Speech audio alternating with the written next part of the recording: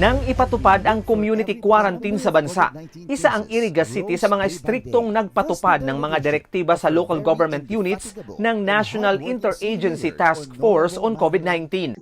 Or multi-stakeholder approach. Sa webinar na inorganisa ng Regional Center for Urban and Environmental Studies ng Mumbai, India, ibinahagi ni Mayor Madel Yurobe Alfilor ang mitigation programs na ginawa ng lungsod ngayong may pandemya ng COVID-19, enhancing the role of multi-stakeholder collaborations for COVID-19 mitigation ang tutok ng talakayan. The government cannot do it alone. We need community participation. And now we have created our economic recovery team to come up with a local economic recovery plan.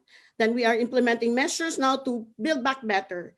Then we're creating partnerships with government agencies, private sectors, and public sectors. Ilan sa ibinida ng alkalde ang Toda Rescue Project, kung saan ang tricycle drivers na hindi muna makapamasada ay ginawa nilang tagabantay sa checkpoints. Ibinahagi rin niya ang paggamit ng digital contact tracing app para mabawasan ang exposure ng frontliners sa suspected COVID-19 patients. Giit ni Mayor Madel, kailangang nag-uugnay at hindi nagdudulot ng pagkawatak-watak ang pamumuno at politika sa panahon ng pandemya. We must learn first how to bridge leadership.